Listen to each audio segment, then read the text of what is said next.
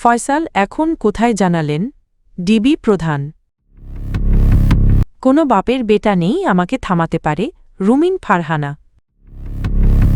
বিদেশি পর্যবেক্ষকদের খরচ বহনে ইসির সিদ্ধান্ত অপরিণামদর্শী, টিআইবি। সাবেক কাউন্সিলর বাপ্পির পরিকল্পনায় হাদিকে হত্যা অভিযোগপত্রে আসামি ১৭, ডিবি প্রধান। তারেক রহমানের দ্বৈত নাগরিকত্ব নিয়ে এনসিপি নেতার প্রশ্ন।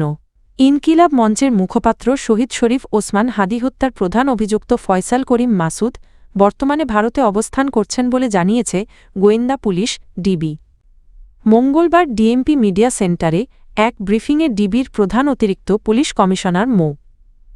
শফিকুল ইসলাম জানান, সামাজিক যোগাযোগ মাধ্যমে ছড়িয়ে পড়া ফয়সালের ভিডিওটি আসল হলেও তিনি দুবাইয়ে ভারতের মেঘালয়ে অবস্থান করছেন। ডিবি প্রধান বলেন, হত্যাকাণ্ডে জড়িত ১৭ জনের বিরুদ্ধে চার্জশিট দাখিল করা হয়েছে। এর মধ্যে ১২ জন গ্রেপ্তার এবং ৫ জন পলাতক রয়েছেন। পলাতকদের মধ্যে রয়েছেন গুলি চালানো ফয়সাল করিম মাসুদ, মোটরসাইকেল চালক আলমগীর শেখ, মানব পাচারকারী ফিলিপস নালহত্যার নির্দেশদাতা তাইজুল ইসলাম চৌধুরী বাপ্পি এবং ফয়সালের বোন জেসমিন। তদন্তে উঠে এসেছে রাজনৈতিক প্রতিহিংসার জেরেই শরীফ ওসমান হাদিকে হত্যা করা হয়। হাদি নিষিদ্ধ আওয়ামী লীগ ও ছাত্রলীগের বিরুদ্ধে প্রকাশ্যে সমালোচনামূলক বক্তব্য দেওয়ায় তিনি লক্ষ্যবস্তুতে পরিণত হন। গত ১২ই ডিসেম্বর রাজধানীর বিজয়নগরে গণসংযোগের সময় চলন্ত রিকশায় থাকা অবস্থায় তাকে গুলি করা হয়। পরে চিকিৎসাধীন অবস্থায় ১৮ই ডিসেম্বর সিঙ্গাপুরে তার মৃত্যু হয়। ডিবি জানিয়েছেন, তথ্য পেলে প্রয়োজনে সম্পূরক চার্জশিট দাখিল করা হবে। আসন্ন ত্রয়োদশ জাতীয় সংসদ নির্বাচনে ব্রাহ্মণবাড়িয়া -২ আসনের স্বতন্ত্র প্রার্থী ও বিএনপির সদ্য বহিষ্কৃত নেত্রী ব্যারিস্টার রুমিন ফারহানা বলেছেন, অন্যায়ের বিরুদ্ধে তিনি আগেও কথা বলেছেন, ভবিষ্যতেও বলবেন। মঙ্গলবার বিকেলে সরাইল উপজেলার নোয়াগাঁও ইউনিয়নের কুচনি গ্রামে এক নির্বাচনী পথসভায় তিনি বলেন, শক্তিশালী শেখ হাসিনা সরকারের বিরুদ্ধেও তিনি প্রকাশ্যে কথা বলেছেন এবং কাউকে ভয় করেন না। তার ভাষায়ও তিনি শুধু আল্লাহকে ভয় করেন। দলীয় মনোনয়ন প্রসঙ্গে রুমিন ফারহানা বলেন, এই আসনে বিএনপির নিজস্ব প্রার্থী থাকা সত্ত্বেও জোটের বাইরে কাউকে প্রার্থী করা হয়েছে, যা স্থানীয় নেতাকর্মীদের প্রত্যাশার সঙ্গে সাংঘর্ষিক। প্রতীক প্রসঙ্গে তিনি বলেন, ধান ও খেজুর গাছ এক নয়, ধান এ দেশের মানুষের জীবনের সঙ্গে জড়িত। তিনি চাঁদাবাজি ও বৈধ ব্যবসা দখল ও বালু লুটের বিরুদ্ধে হুঁশিয়ারি উচ্চারণ করে বলেন, ক্ষমতার পরিবর্তন হলেও অল্প সময়ে অবৈধভাবে বিপুল সম্পদের মালিক হওয়া গ্রহণযোগ্য নয়। মানুষের ক্ষোভ একসময় বিস্ফোরিত হয়, এর উদাহরণ অতীতেও দেখা গেছে। উল্লেখ্য, দলীয় সিদ্ধান্ত অমান্য করে নির্বাচনে অংশ নেওয়ায় বিএনপির কেন্দ্রীয় সহ আন্তর্জাতিক বিষয়ক সম্পাদক পদ থেকে রুমিন ফারহানাকে বহিষ্কার করা হয়।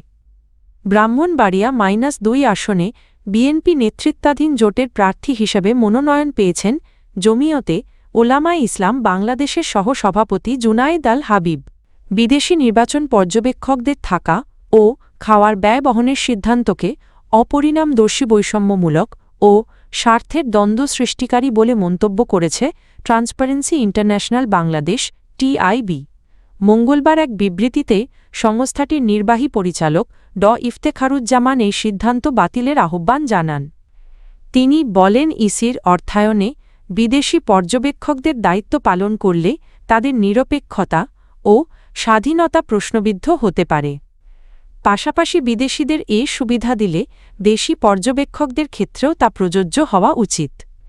টিআইবি মনে করে, নির্বাচনকে বিশ্বাসযোগ্য করতে অতীতে এমন সুবিধার প্রয়োজন হয়নি। তাই বর্তমান সিদ্ধান্ত পুনর্বিবেচনার আহ্বান জানিয়ে সংস্থাটি আশা প্রকাশ করেছে নির্বাচন কমিশন বিতর্ক এড়িয়ে সুষ্ঠু ও নিরপেক্ষ নির্বাচন নিশ্চিত করবে।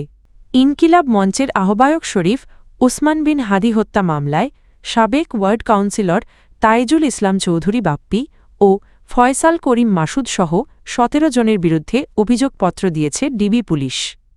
মঙ্গলবার ডিএমপি মিডিয়া সেন্টারে ডিবি প্রধান অতিরিক্ত কমিশনার শফিকুল ইসলাম জানান, রাজনৈতিক প্রতিহিংসা থেকে বাপ্পির নির্দেশেই হাদিকে গুলি করে হত্যা করা হয়। এ ঘটনায় ১১ জন গ্রেপ্তার হয়েছে, বাকি ৬ জন পলাতক। উল্লেখ্য গত 12 ডিসেম্বর পল্টনের বিজয়নগরে গুলিবিদ্ধ হন হাদি। পরে সিঙ্গাপুরে চিকিৎসাধীন অবস্থায় 18 ডিসেম্বর তিনি মারা যান। এনসিপির কেন্দ্রীয় নেতা এহতেশাম হক বিএনপির ভারপ্রাপ্ত চেয়ারম্যান তারেক রহমানসহ শীর্ষ নেতাদের দ্বৈত নাগরিকত্ব নিয়ে প্রশ্ন তুলে নিজের মনোনয়ন বাতিলকে বৈষম্যমূলক ও দ্বিচারিতামূলক বলে অভিযোগ করেছেন। সিলেট জেলা প্রেস ক্লাবে তিনি বলেন, সিলেট -3 আসনে বিএনপি প্রার্থী এম এ মালিকের ক্ষেত্রে শর্তসাপেক্ষে ছাড় দেওয়া হলেও তার ক্ষেত্রে তা করা হয়নি। একই ধরনের পরিস্থিতি থাকা সত্ত্বেও রিটার্নিং কর্মকর্তা তার মনোনয়ন বাতিল করেছেন বলে দাবি করেন তিনি। তবে জেলা রিটার্নিং কর্মকর্তা সারওয়ার আলম বলেন, এহতেশাম প্রয়োজনীয় সনদ দেননি আর এম এ মালিক হোম অফিসের সার্টিফিকেট জমা দেওয়ায় তার মনোনয়ন বৈধ ঘোষণা করা হয়েছে। কোনো বৈষম্য হয়নি বলেও দাবি করেন তিনি।